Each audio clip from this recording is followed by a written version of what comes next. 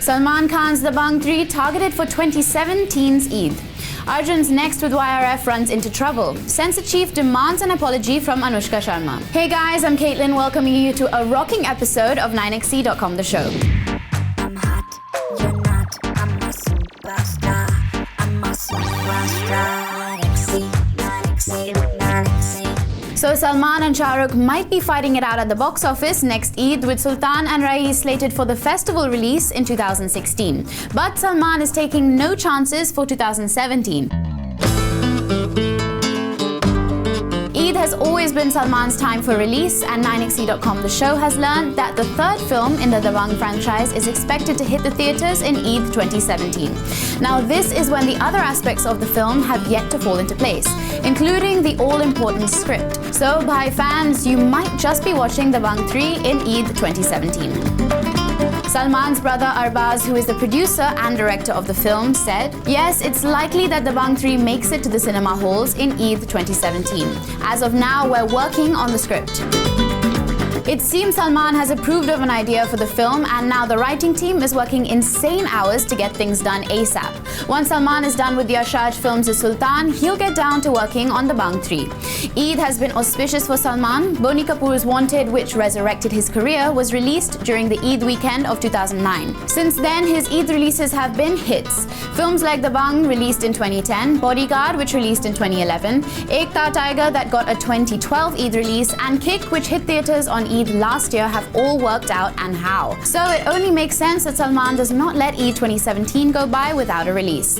So while Salman is planning for a film 2 years in advance, Arjun Kapoor's planning for a film has come to a naught. And just when we thought that things were going swimmingly for Arjun Kapoor, his career has hit a bit of a roadblock. So Arjun was on board to do a Yash Films movie, the same YRF that launched him. The film, which belonged to the supernatural genre, was to be directed by Chak De India director Shimit Amin. However, when Shimit showed his finished script to YRF honcho Aditya Chopra, it seemed he got a big fat no from Adi. Apparently, Adi felt that the script would result in a film that was way over budget, and it didn't make commercial sense to do this film. A source told 9XE.com it wouldn't be financially viable. For now, the project is off the YRF map. Their next major two productions include Ali Abba Safar's Salman Khan starrer, Sultan, and Vijay Krishna Acharya's untitled project with Hrithik Roshan. So it looks like Arjun will have to wait a little bit longer for this film to take shape, if at all. Could this tweet to YRF casting director Shanu Sharma have been a cry for help? "It's your birthday, huh?" At Shanu Singh, just, huh? Just cast me already. Just. However, buzz is that Arjun is expected to do another YRF film, an announcement for which will be made shortly. We hope Adi doesn't let him down again. But don't think Arjun was down in the dumps crying over his faltering career. The man was out there partying up a storm because it was his birthday, and he had his best buddies from Bollywood by his side to celebrate.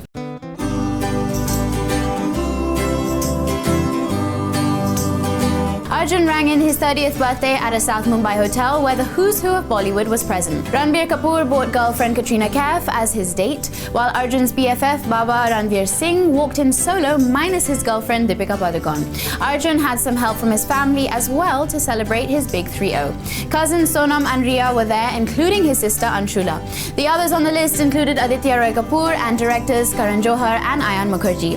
There was no sign of Arjun's alleged ex Sonakshi Sinha, but his newest friend Jacqueline Fernandez was spotted having a blast. What we're really curious to know is where Deepika was in the midst of all this revelry. She and Arjun are pretty good friends, so why was she MIA? Did Deepika's invitation get lost in the mail, or was she not invited in the first place? You think host Arjun thought it would get super awkward if Deepika, Ranveer and Katrina were in the same room? Like the place would spontaneously combust for all the angry looks exchanged? Or was it that Deepika chose not to attend? She was very much in the city and only goes on holiday a while later. We've got more on her holiday plans in just a bit. Whatever the reason may be, she was conspicuous by her absence. However, Arjun really needn't have worried about any of this, because the moment that took the cake at the birthday, no pun intended, was this one. Nope, your eyes are not deceiving you. That is indeed Deepika's current Ranveer hugging her ex Ranveer, while his current, Ranveer is not Ranveer's, Katrina watches on. But the hug monster that he is, Ranveer also sent some love Katrina's way. Now, if this camaraderie was only for the cameras, we'll never really know, but we're glad to see these guys being super chill about everything. We're also glad to see Ranveer out and about after the beating he took for Bombay Velvet. Ranveer had clearly avoided the media and just generally being seen in public after Bombay Velvet tanked. But just like Arjun, he does not have much to worry about.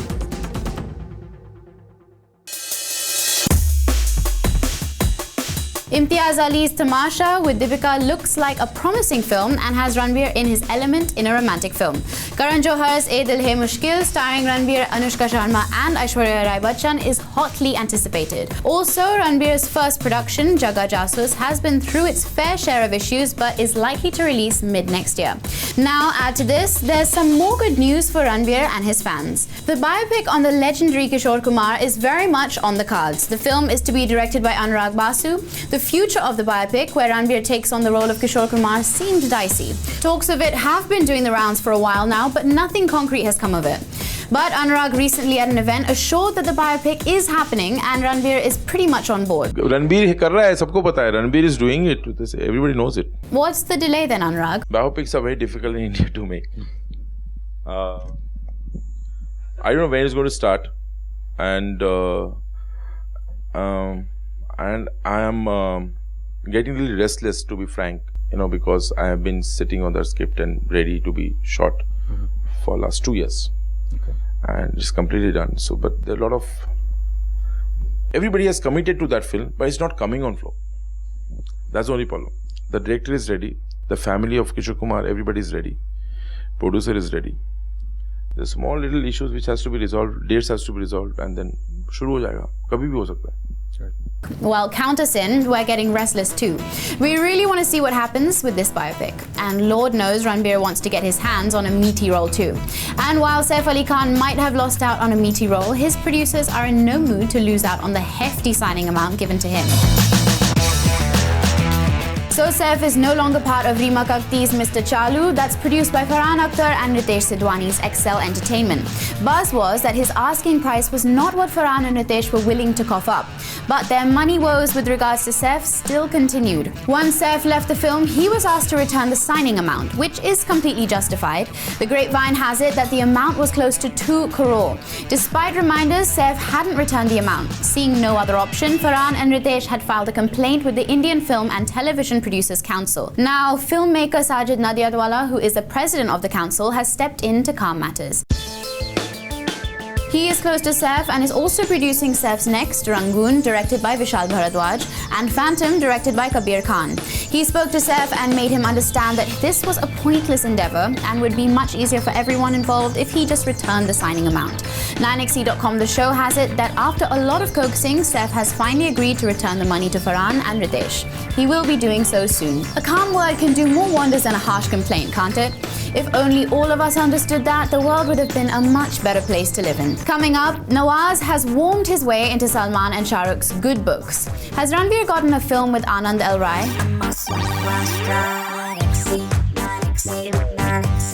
And we meet again on 9XE.com, the show. So if you've been following Nawazuddin Siddiqui's career, you'll know that he's had such a struggle to make it big that a film could be made on his life itself. मैं watchman था मैं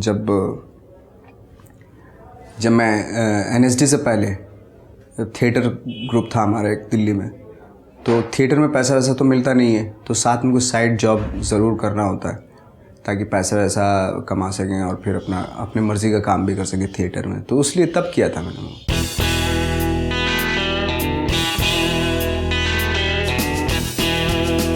After establishing himself as one of the strongest actors in films like Gangs of Wasseypur, The Lunchbox, and indie movies like Peepli Live and Liar's Dice, which was India's official entry to the Oscars, Nawaz has now begun to play with the big boys in the big league.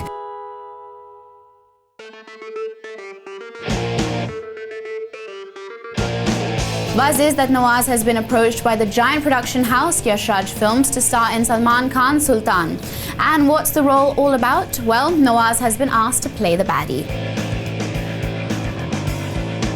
If Nawaz agrees, this will be his third film with Salman, the others being Kick and the soon-to-be-released Bajrangi Bhaijaan. Nawaz will also be seen in another Khan's movie. He plays the key role in the Shah Rukh Khan starrer Raiz. And the good part is that Nawaz is no longer cast in these movies as a character actor, but he has a full-fledged role. And more often than not, it's the big bad guy. In Sultan, you might see him as an antagonist, and in Kick, he was Salman's #1 pain in the backside.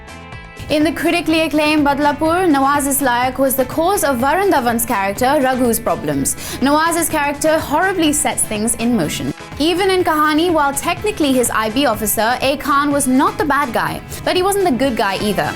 Are you sensing a pattern here? Could it be that Nawaz is Bollywood's new go-to villain? Is he on his way to becoming the next Amrish Puri or Pran? The man surely has talent to back it all. And speaking of talented actors, Ranveer Singh might have just bagged another role. So, a few months ago, a media frenzy was created when Ranveer was spotted having dinner with director Anand L. Rai and the head honchos of Eros. This could hardly mean it was just a casual dinner because Ranveer and Anand don't really roam in the same circles. It could only mean one thing, that a film was on the cards. Now, 9XE.com, the show has learned that apparently Ranveer has signed Anand's next, which is a love story. So, after Tanuwad's Manu returns, seems like Anand is looking to make a romantic film. Obviously, Anand is one happy man. After working with Kangana in the super successful Tanuwad's Manu returns, he's signed another talented actor like Ranveer.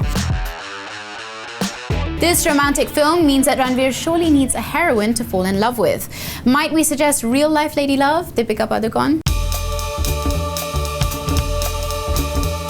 After Ram Leela and Bajirao Mastani, this film could complete their hat trick. What do you guys think? Should their jodi be repeated, or would you like to see Ranveer with someone else? Who is that actress? Write to us at facebook.com/9XE. But now Deepika does not want to think about any work.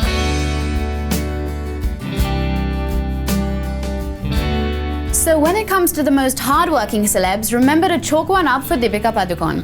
In fact, director Sanjay Leela Bhansali is so pleased with her dedication to work, he has promised her a 15-day break from shooting Bajirao Mastani. Deepika's holiday will be all about her family, and we're wondering if Ranveer will join her. Not just that, Bhansali has promised to foot the bill for another of Deepika's vacations after Bajirao Mastani releases. Speak about keeping your stars happy. Director Bhansali definitely knows how to. Apparently, the Chennai Express star has been on her toes for 6 months straight, and the only breather she did get was a 10-day holiday she divided between December 2014 and January 2015. She was accompanied by Beau Ranveer for the jaunt to the Maldives, and Deepika has been working ever since. She even spent some quality time with her parents before she got down to some serious work. However, she couldn't celebrate Papa Prakash Padukone's birthday on the particular day, but celebrated a few days prior. And why couldn't she be with Papa on the big day? Well, Deepika was tied up with her scenes in the period piece Bajirao Mastani, in which she shares screen space with Beau Ranveer and Priyanka Chopra. Deepika recently came for the look test for a Kathak-based song held at the Bhansali office in Juhu directly from an 8-hour rehearsal, and it was only in the wee hours that Bhansali was convinced with the look test. The song itself is scheduled to be shot over a period of 4 to 5 nights and is to be choreographed by Pandit Birju Maharaj. Deepika seems to be a hardworking gal, and one of our sources close to her says she's been on her toes since January. Her team gets time off, she doesn't. She's generous with her team but not with her body. She's busy with rehearsals, ad shoots, look tests and narrations. She seldom gets a day off. Having perpetually been on her toes, she's overexerted herself, and Sanjay realizes she needs the break. And once she resumes work after this 2-week break, she won't get one until Bajirao Mastani releases. She's yet to figure out whether she will fly down to Bangalore to be with them or bring them down to the city for the break from work. Either way, it is strictly family time for this girl. Well, it seems Beau Ranveer won't get any time to chill with girlfriend Deepika if this is Deepika's plan. But Ranveer being Ranveer, will he come up with a plan to butt into the holiday somehow? Coming up, our list of cold wars between actors and directors. Farhan Akhtar is next with cousin Farah Khan. Bollywood is known to be the industry of relationships, but do some not stand the test of time? And when that happens, they leave the projects that they were supposed to be a part of in the lurch as well. We take a look at the recent fallouts between directors and actors that have created a stir in Bollywood. Vidya Balan's Hamari Adhuri Kahani opened to unfavorable reviews, and while the actress requires just one stellar role, seems one particular director still holds a grudge against her.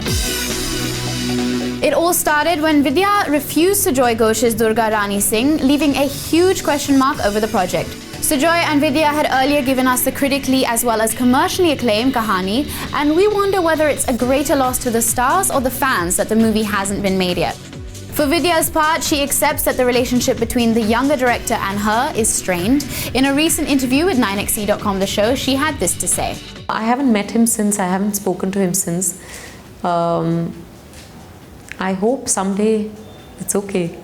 You know, it is obviously awkward and it is, but we've made a beautiful film together, and he is someone whom I'm very fond of. I know he's upset, but hopefully someday he'll come around.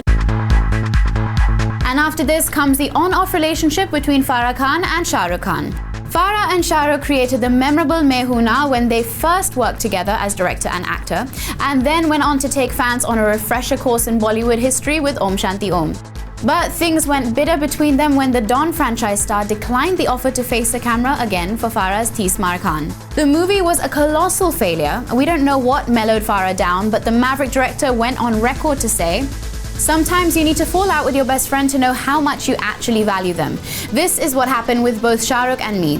Now I cannot ever imagine making a film without him." Well, the two did collaborate once again for the bumper hit Happy New Year, but 9XE.com The Show has learned that Farah is working on 2 projects now, and none of them feature Shah Rukh.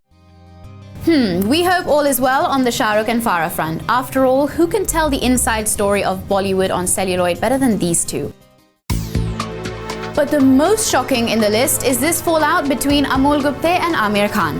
If reports are to be believed, it all started and ended on the sets of Tari Zameen Par. Now, reports are conflicting, with some saying that Amol was shown the door within a week, while others say that he shot with the Ghajini star for more than 100 days. Matters got to a head when Aamir said this about the Stanley Ka Dabba director: "I lost faith in him within a week." Things don't seem to have changed, but Aamir gave Amol director's credit in the movie, something that got an interesting quip from the director turned actor. Amol said that he felt betrayed. But this long list wouldn't be complete without the queen of Bollywood and the queen of the small screen. That's correct, Kangana Ranaut and Ekta Kapoor had collaborated for Shootout at Wadala, but the animosity they shared might have more digits than the collections the movie made. Apparently, the Tanu Ads Manu franchise star was miffed because she was sidelined at the movie promotions. Well, the Shootout series is not about the female leads, is it? Matters came to a head when the fashion star refused to do the devotion of Suspect X with Sujoy Ghosh after Ekta refused clauses that Kangana put forth. And what were those clauses? Well, she wanted to sit in and have a say in the editing and marketing process. Ekta's skirmishes with her television actors are well known, but it seems she doesn't share the great rapport with several big screen stars. Apparently, there is absolutely no warmth between Imran Khan and Ekta. The former worked with her in Once Upon a Time in Mumbai Dobara, but was unimpressed with her aggressive marketing. Well, going by the reviews the movie got, we wonder whether Ekta already knew what was coming and was just trying to salvage a debacle. Anurag Basu was the talk of the town when he was roped in to direct what was the most ambitious project of the Roshan stable, Kites. But it seems producer Rakesh Roshan had a fallout with the director.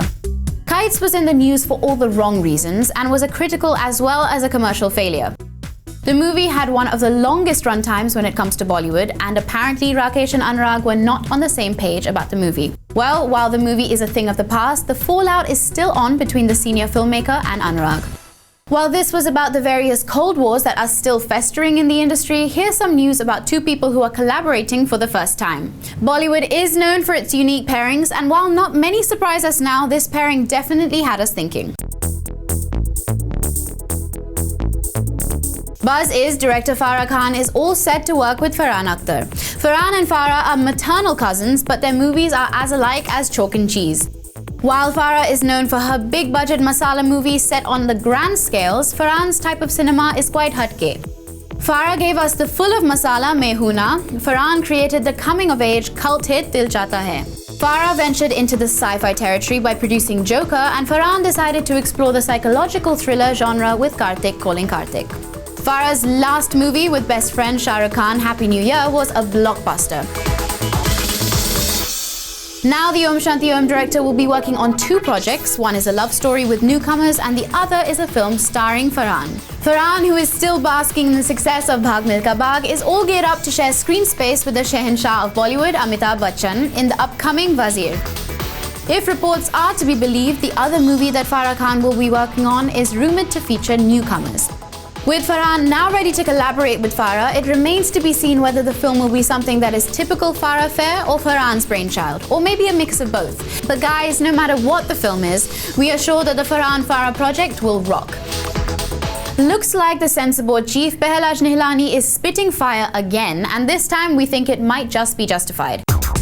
It has come to his notice that many Bollywood films are being shipped outside the country without a censor certificate. Now, that's a massive offence. One such film is the gritty NH10. When Pehlaj found out that the film had been taken to a neighbouring country, he laid his hands on the censor certificate from that country. And to his shock, he found out that the foreign board had roughly asked for the same cuts that he had. This means that an uncertified copy had been sent. Pehlaj promptly notified those involved with NH10, Eros International, Phantom Films and Anushka Sharma's Clean Slate Films, but has got no response yet. Confirming the story, Pehlaj told 9XE.com, yes, this is true, but not only NH10, there are many other films as well which have been exported from India either without a censor certificate or with a bogus one. It is high time that we put an end to this menace. Am I doing anything wrong? Ain't I just doing my job? Pehlaj got his revenge when NH10 was sent to the censors again, this time to receive a certificate for a telecast on television. He has refused to certify the film unless the makers sign an undertaking saying that they pledge not to commit such an act again. Now this is tricky territory. If they do, it means that Anushka and gang are admitting to having sent uncertified copies outside the country. But if they don't, NH10 might not get a TV telecast and will lose out on major revenue. Do you think filmmakers are forced to do this because our censor board is so strict, or do you think what the NH10 guys did was wrong? Write in and tell us at facebook.com/9xe. Coming up, our exclusive interview with the Guddu Rangila cast.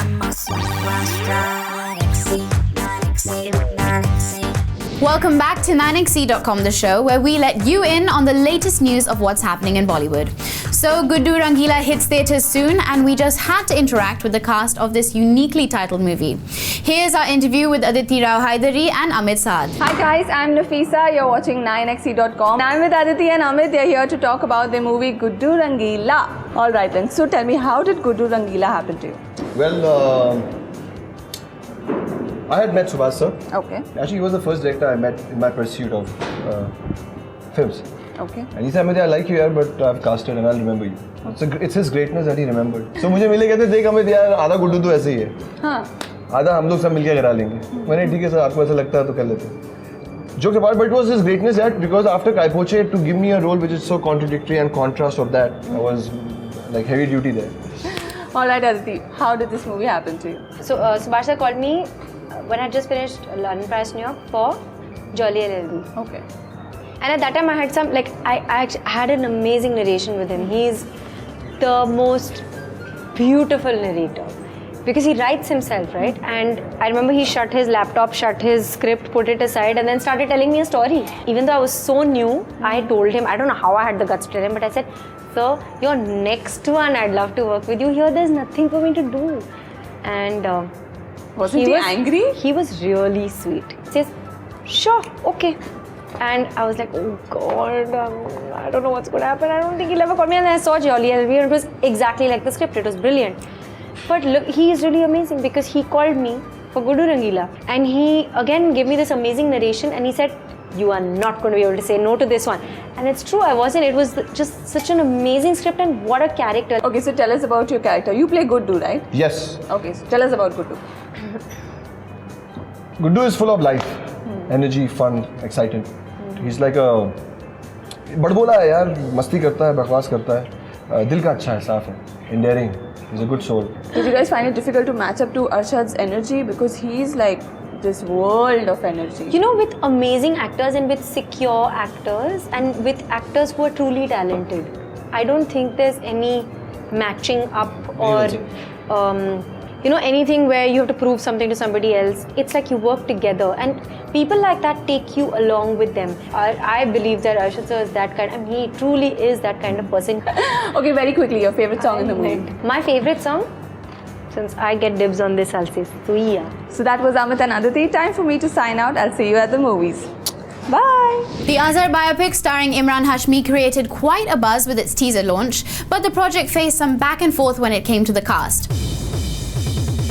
Earlier, 9XE.com reported that the movie, based on the life and times of former Indian cricket captain Mohammad Azharuddin, will not explore some critical facets of the flamboyant cricketer's life, like his alleged relationship with badminton player Jwala Gutta. Later, Nimrod Kaur, who impressed audiences with The Lunchbox and her stint in Homeland, reportedly walked out of the project as she was unhappy with the script. But now, former Miss Universe Lara Dutta is in talks with Ekta Kapoor to play the role of Azhar's advocate who fights his match-fixing case. Lara's career seems to be on the upswing. She has already signed up for an intriguing role in Fitur and is playing an important character in the Akshay Kumar starrer Singh is Bling. Time is ticking fast for the Tony D'Souza directed Azhar as it goes on floors around 21st July. With an incomplete cast, that seems a little bit difficult. Hopefully, Lara's nod will solve that issue. The production house is in talks with Lara, and this is what sources close to the development told 9XE.com. Lara has been given a narration, and the deal should be sealed in a couple of weeks. It's a very strong role, one that fits her personality quite well. The modalities are currently being worked out. Once the remuneration is agreed upon, the project will move forward with her. If everything goes well, Lara will join the cast of Azhar and will portray another woman in Azhar's life, along with his two wives, played by Prachi Desai and Nargis Fakhri.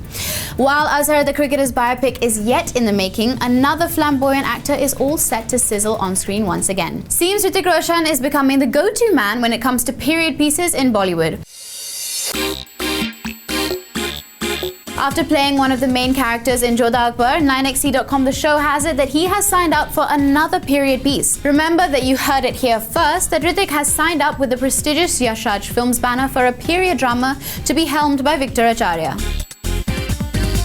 Hrithik is all set to play the role of a thief in the movie, which is planned to be YRF's biggest in terms of production. A source close to the development told 9XE.com The Show that the Yash Raj film is set in the 1840s and is an epic love story about a thief.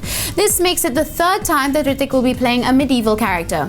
Hrithik is currently shooting for Mohenjo-daro, another period drama that is directed by Ashutosh Gowarikar. The Dhoom 2 antagonist, who is credited with defining the medieval hero character in Bollywood, portrayed Emperor Akbar in Jodha Akbar, where he shared screen space with Aishwarya Rai Bachchan.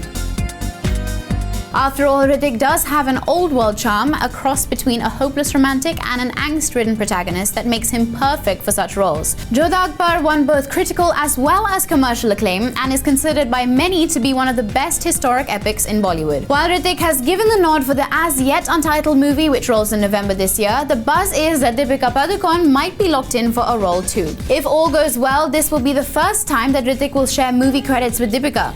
Deepika is already getting a taste of period romance as she shoots for Bajirao Mastani with beau Ranveer Singh and Priyanka Chopra. Well, anything that has Hrithik and Deepika excites us, and this project has them together for the first time. We can't wait. And that's a wrap from our side, winding down the midweek episode of your favorite Bollywood news show. If you can't get enough of us, download the free 9XE app for Android and iOS. You can also follow us on Twitter at 9XE The Show and on Facebook on facebook.com/9XE. You can also visit us online at 9xe.com and check out our YouTube channel. Now that's all for today, but we'll see you on Friday with a brand new episode of your favorite Bollywood news show.